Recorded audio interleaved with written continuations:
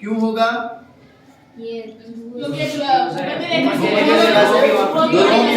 प्रवाहित हो रही है। यहाँ पर ये जलधारा इस तट से टकराकर यहाँ बहती हुई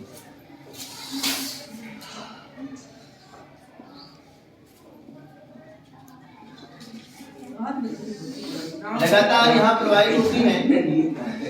इस जल धारा को यहाँ ये दो भागों में बढ़ जाती है। एक इसकी शाखा इस तरीके से प्रवाहित होती हुई इस जल धारा को आप नाम देते हैं, ये मोजाम्बिक चैनल है यहाँ पर, इसलिए इसको आप नाम देते हैं मोजाम्बिक जल धारा।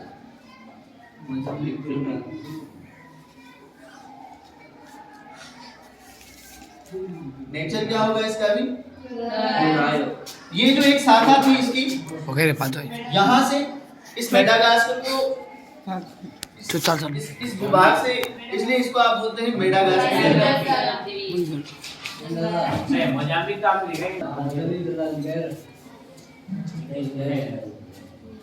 मेडागास्कर इसका भी नेचर क्या होगा? गर्म होगा। जब ये दोनों ही जलधाराएं लगातार ऐसे प्रवाहित होती हुई पूरे मेडागास्कर द्वीप को पार करके आपस में वापस मिल जाती है और लगातार दक्षिण की तरफ प्रवाहित होती है, तब इस जलधारा को कहा जाता है अगुलहास की जलधारा। क्या कहा जाएगा? अगुलहास की जलधारा। इसका भी नेचर क्या होगा? गर्म। आगे देखें आप,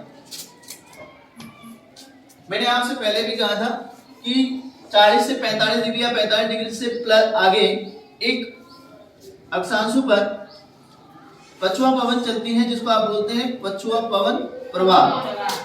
ये ध्रुवों से आती है, इसलिए इसका नेचर क्या होता है? ठंडा। कौन सी जलधारा हो जाएगी ये? पछुआ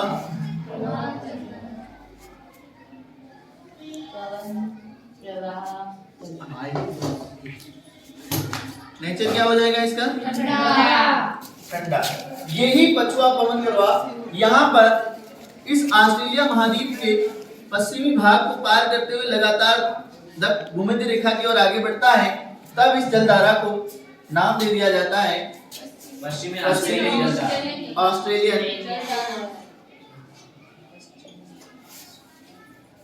जलधारा। कौन सा स्वभाव होगा इसका? ठंडा। इस कलर में लिख लें आप, ताकि आपको पता रहे कि ठंडी है। और ये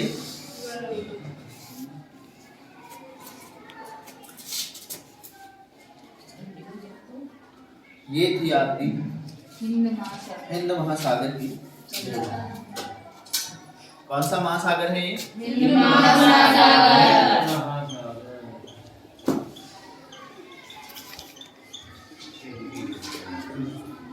हिंद महासागर का सबसे बड़ा द्वीप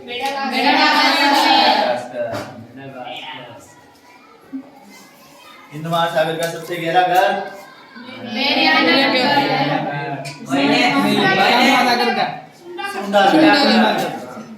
गहराई बताओ? 756 मीटर। 56। ठीक है, इसको आप डाल लें। वीडियो अच्छा नहीं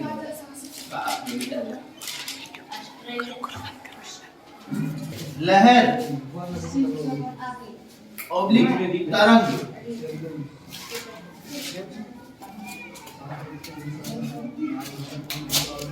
इसकी डेफिनेशन लिखे आप।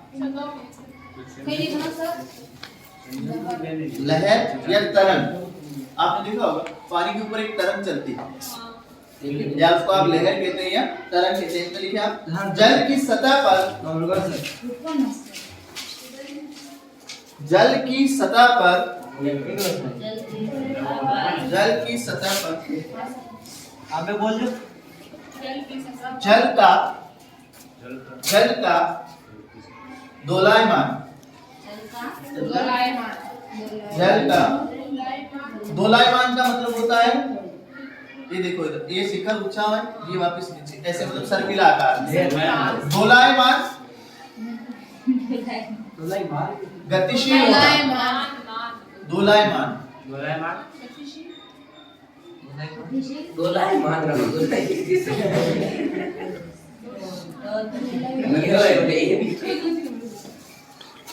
क्या लिखा आपने? जल की सतह पर जल का दोलायमान गतिशील या गति करना, दोलायमान रूप से गति करना, गतिशील जल की सतह पर जल का दोलायमान गति से रूप से गति करना तरंग कहलाता है। आगे लिखिए आप धारा। धारा आगे लिखिए आप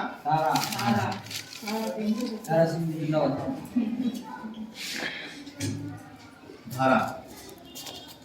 धारा में लिखिए आप निश्चित दिशा में जल का एक विशाल राशि के रूप में विस्थापन। निश्चित दिशा में जल की एक विशाल राशि का विस्थापन। राशि का निश्चित दिशा में जल की राशि का एक निश्चित दिशा में विस्थापन क्या कहलाता है? धारा। आगे क्या? प्रवाह। क्या है? सर निश्चित दिशा में विस्थापन धारा कहलाता है। आगे क्या? प्रवाह। प्रवाह प्रवाह में लिखिए आप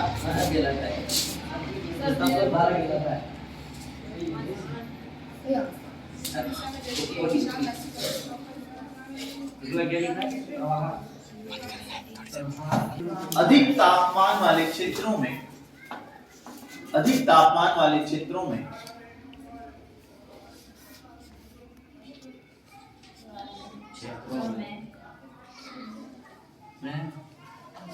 महासागरीय जल का विस्तारित होकर अधिक वेग से गति करना। महासागरीय जल का विस्तारित होकर अधिक वेग से गति करना क्या कहलाता है? प्रवाह। आगे क्या? स्ट्रीम। क्या लिखेंगे? होकर गति करना क्या कहलाएगी? आगे लिखे आप स्ट्रीम। आपने एक चीज पढ़ी है गल्फ स्ट्रीम। गल्फ का अर्थ होता है खाड़ी। अंग्रेजी में गल्फ का अर्थ क्या होता है? खाड़ी। स्ट्रीम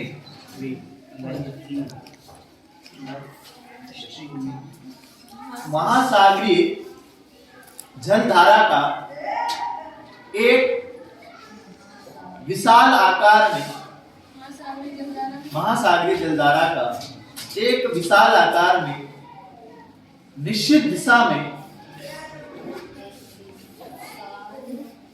तीव्रतम संचलन। विशाल आकार में निश्चित दिशा में तीव्रतम संचलन या गति करना क्या कहलाता है?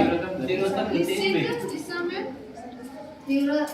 तीव्रतम गति करना। निश्चित दिशा में तीव्रतम गति करना या संचलन क्या कहलाएगा? उदाहरण के लिए नीचे लिखिए आप गल्फ स्ट्रीम। ठीक है, गल्फ स्ट्रीम लिखा है। गल्फ स्ट्रीम कौन से महासागर में चलती है? गल्फ स्ट्रीम अटलांटिक महासागर। गल्फ। अब आगे किताब में आप विश्व के प्रमुख महासागर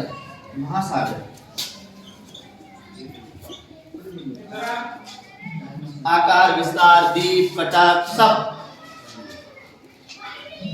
उसके बाद हमने पढ़ा महासागरीय तापमान, महासागरीय सतह का तापमान।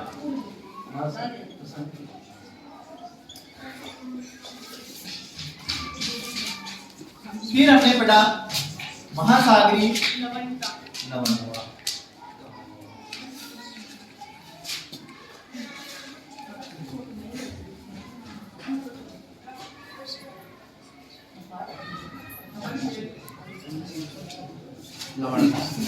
फिर हमने पढ़ा महासागरीय जलधाराएं।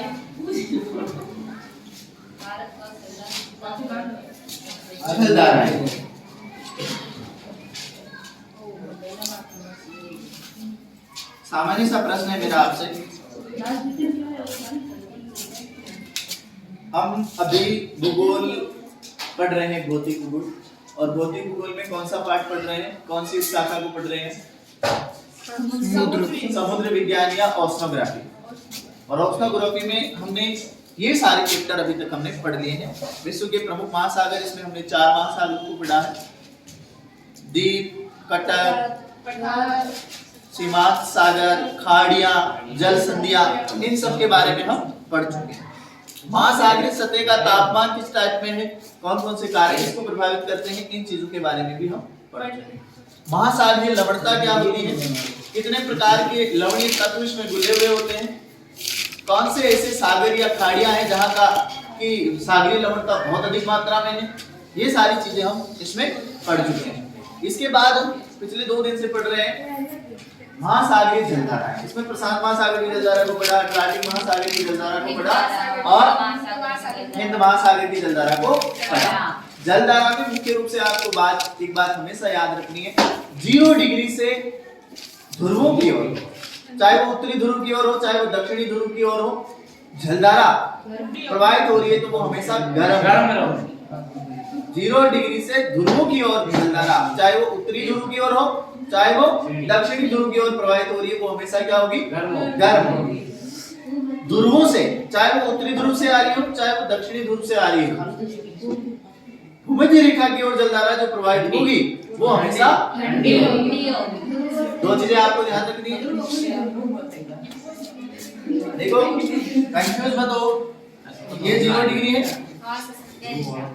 ये मान लीजिए 90 डिग्री है और ये 90 डिग्री।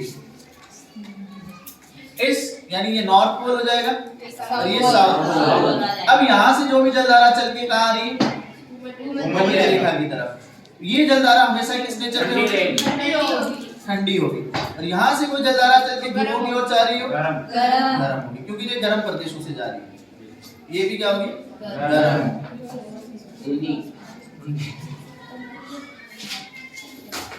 ये क्या होगी?